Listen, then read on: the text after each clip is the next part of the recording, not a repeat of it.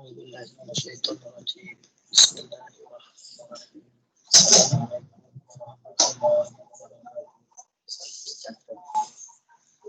warahmatullahi wabarakatuh. Okey, pertama saya kita terus kepada tajuk Microsoft Excel tengah kita belajar sekarang ni. Okey.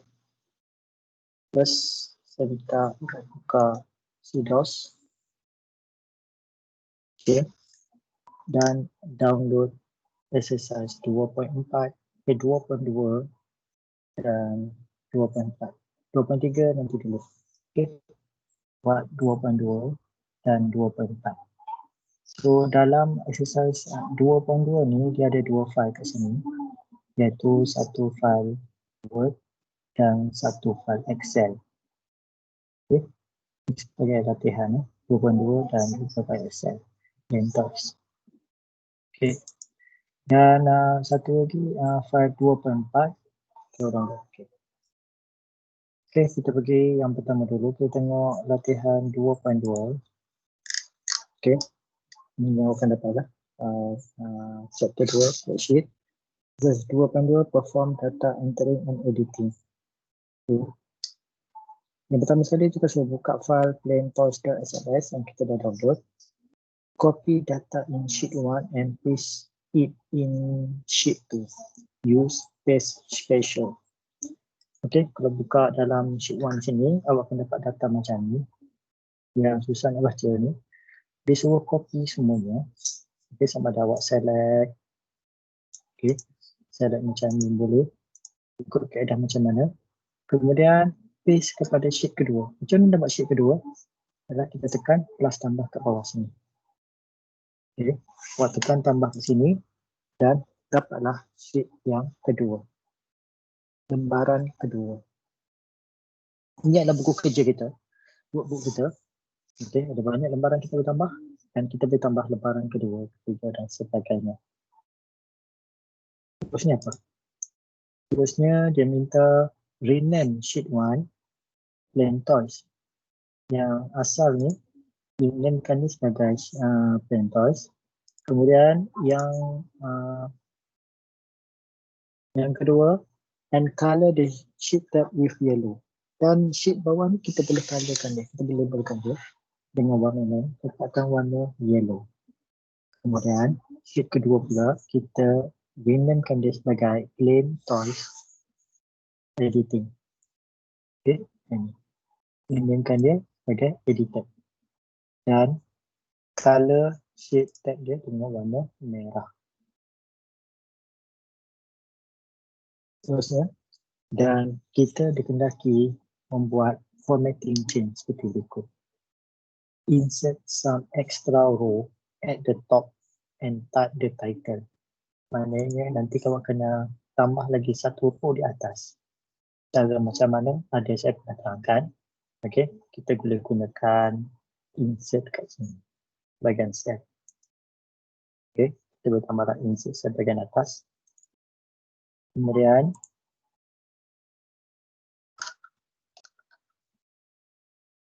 dan kita boleh format the font, size, etc. of the title. Okay, tukar font dia dengan size dia, title tersebut. Change the row height to space them out more. Tukar ketinggian row, kemudian tukar vertical cell alignment. Okay, insert more row between title and first row. Di antara title dengan first row table tadi, awak insert lagi beberapa row. And first row of data and before the total. Okay. Format all the numbers except Q or the column to show pound. Ini logo apa? Logo currency. And 2 decimal place. Okay. 2 decimal place tu ada increment, decimal and decrement kan. Macam telah tunjukkan bebas. Change the column width. Maknanya tukar lebar kolom. Line up the column title with the numbers on the right. Center everything in the Q order column. add borders, grid line, and shading the desired. Okay. Dan sepatutnya, seharusnya awak akan dapat bentuk macam ni. Cara macam mana tergantung kepada pemahaman awak, pembacaan daripada di atas. Okay, yang ni awak boleh tengok nanti download exercise 2.2 nanti awak akan dapat ni. So, di sini dapat macam ni. Okay, your diagonal look seperti ini. Kena jadi macam ni. Ada color biru, warna orange, dan warna purple, warna kuning. Total up. Okay, asal dia macam ni, awak kena buat satu lagi total untuk buat penambahan. Gunakan auto sum dan sebagainya. Tengok bahagian mana yang dia katakan gunakan mata wang, kat situ. Okay, yang mana ada persen, tengok. Warna hitam je. Okay. Boleh. Okay, total jadi dia kena pusing pun. Okay.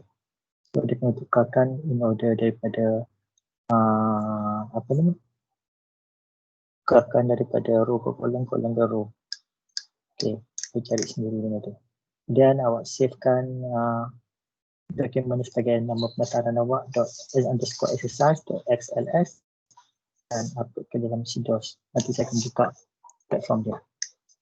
Okay, itu saja untuk exercise 2.2. Kita tengok exercise 2.4. Itu. Okay. 2.4 awak download. Okay.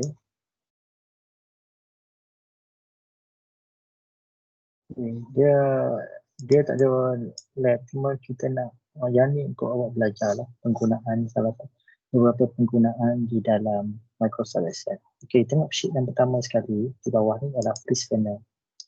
Freeze Panel ialah macam data kita ni tak terangkan dah. Data kita terlalu banyak sampai ke bawah. Sampai ada 53 row. Ada 53 row, mana ni data. Jadi yang akan appear saja dekat skrin kita cuma sampai 37. So bila kita turun ke bawah, okey, saya cakap sekali lagi, data kita semua ada 53 maksud saya. 53 tolak 1 data ni jadi 52 data. Jadi kita tak boleh dapat tengok keseluruhan data dan kita tak nampak yang atas ni tulisan itu. Okey, maknanya kalau macam education sini nampak, bila saya scroll down, saya tak nampak lah yang bahagian T ni apa benda, S ni apa benda ceritanya. Okey, A, B ni apa benda. So, kita akan gunakan teknik dipanggil Freeze Panel. Okey, apa maksud Freeze Panel? Maknanya kita bagi panel salah satu tu, dia tidak bergerak, tidak boleh bergerak. Dia freeze, beku. Okey, untuk katakan untuk ke bawah. Okey, ini awak klik pada laju ataupun pada row 1 macam ni. Macam ni kita nampak Freeze Panel. Kita pergi pada view dan pergi pada Windows. Dekat sini dah panggil Freeze Panel. Freeze Panes. Panel lah, Freeze Panes. Okay. Klik sini dan dia bagi tiga option. Freeze Pane, Freeze Top Row ataupun Freeze Row. Bagi masalah kita sekarang kita gunakan Freeze Top Row supaya dia keep the top row visible while scrolling through the rest of the worksheet. Bila tekan left, bila awak scroll ke bawah, row nombor 1 tidak akan bergerak. Awak boleh baca lah, kalau baca yang data yang terakhir sekalipun, awak tahu dah bahawa 1 ni adalah data untuk on VCR. 1D untuk call waiting. M ni untuk gender dan sebagainya. Okey, apa lagi dua option yang ni? Okey, kata nak batalkan balik, pergi pada Freeze Pane, tekan unfreeze. Ini kembali pada asal. Katakan data kita banyak ke sebelah kanan. Kita boleh freeze kan sebelah kiri. Contohnya kita tekan H ni, saya klik dan saya pergi keep first column freeze. So, pada umur 55, apa yang berlaku pada dia? Okay, kaplas dia 37, lagi boleh gerak ke kanan. Okay, komputer O ni kosong. Okay, maknanya bahagian A ni telah di freeze, dibekukan. Okay. Nanti awak gunakan ni pada latihan awak lah. Okay, nak tengok macam mana penggunaan dia. Okay, sheet kedua, conditional formatting. Conditional formatting ialah menjadikan data dalam ni diwakilkan dengan graf berwarna. Okay, seperti contoh di bawah ni kan. Kalau awak tengok, contohnya my cousin ni 8, so biru dia banyak lah. Kalau Gorgeous Georgie ni 2, dia punya warna bar biru ni sikit. Kalau nombor 6, kita tengah apa, macam apa ni yang atas the special one ni, macam sikit. Kalau awak tengok bahagian number of balls ni, number of ball ni, macam data-data ni telah diwakili dengan satu lagi data pecah data bar ni. Macam ni. Okay, tolong kita tolong. Jadi macam ni kita nak buat. Kita menggunakan kaedah tengok sheet kedua, conditional formatting. Conditional formatting, awak kena mencari kat atas ni kat mana conditional formatting. Saya tunjuk satu contoh. Kita boleh select. Dan kita pergi pada, saya tengah cari. Okey, dekat dalam home, dekat dalam style. Mana? Di sini iaitu conditional formatting. Okey, kita ada inilah data-data. Contoh data bar gradient. Nampak? Okey, ataupun saya tukar warna hijau, warna merah dan sebagainya. So buatlah biru ke gradient. Gradient ni ialah macam daripada biru pekat sampai ke biru jaya. Dan data-data ni dia akan mengikut. Ketika saya tukar data ni kepada 10, okay, dia terus kepada, dia akan automatik tukar warna tu. Okay, dia akan tukar automatik. Dan efek semua sekali lah. So apa, dia akan kira skala penuh ialah nombor yang kita kira. Katakan saya skala penuh saya letak 25 kat sini. So yang lain akan ikut lah. Jadi salah satu penyampaian data ialah menggunakan conditional formatting. Okay. Okay, tak boleh ya. 4, sini berapa 5. Okay, yang satu ini sini macam mana? Okay, yang ni kita boleh gunakan benda yang sama juga. Kita carilah yang sama dengan dia, color scheme. Color scheme. Okay. Cari yang sama dengan dia. Okay, nak cari dah sedikit. Okay, itu satu. Okay, beralih kepada sheet yang ketiga iaitu conditional formatting number 2. Okay, yang ni macam mana buat? Yang pertama sekali ialah awak kena kira dulu berapakah percentage. Macam mana nak kira? Okay, kita gunakan formula lah.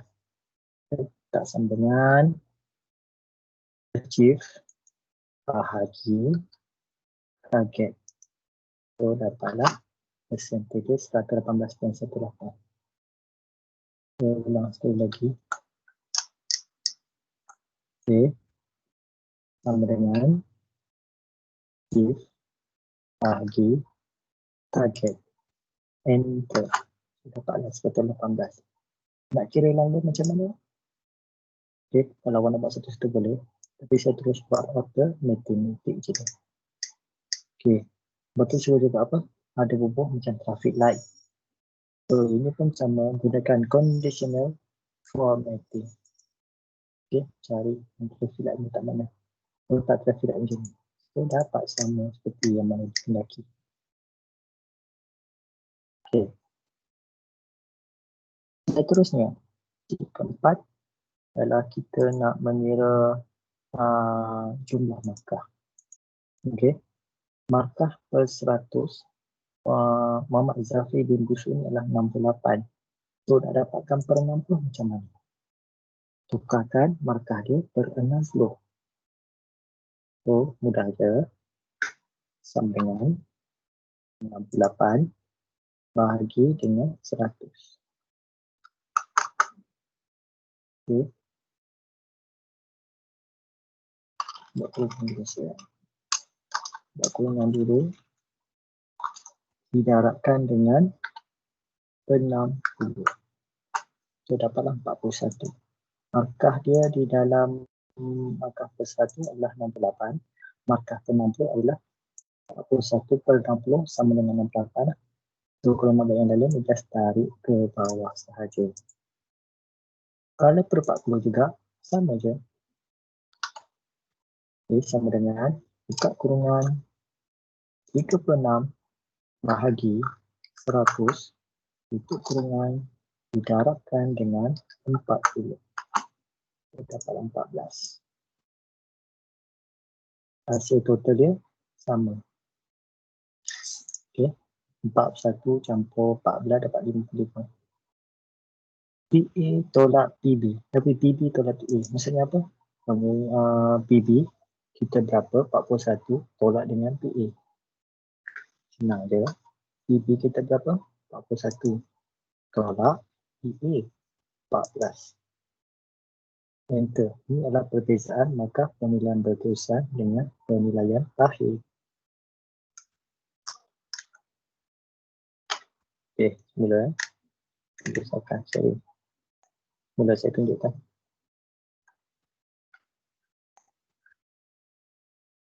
Okey. Mula saya tunjukkan, tapi tak nampak tadi dalam skrin. Okey, nak cara nak buat ini 90% ialah sama dengan buka kurungan 68 bahagi 100 tutup kurungan didarabkan dengan 60. Kita dapat 41. Tarik ke bawah. Okey. Untuk PA pula sama dengan 26 bahagi 100. Oh, sorry. Sama dengan kurungan 6 bahagi 100 tutup kurungan didarabkan dengan 40. 14. Tarik ke bawah. Settle kenderaan kita. Seorang lagi. PB tolak PA adalah perbezaan markah pertukaran berterusan tolak final. Okey. Macam sama dengan PB tolak PA. Enter. Dah, kita dapat dah. Tak payah kira, tak payah pakai kalkulator petang. Terus dapat. Okey, boleh. Okey, seterusnya ialah shift function. Okey, yang ni saya nak cek balik lah. Okey, dia ni pun sama. Awak perlu buat dia punya, terus buatkan dia punya nilai markah PB dan PA. Dan ni saya akan cek balik file kenapa tak function. Kita boleh kena buat dia punya nilai dia. Okey.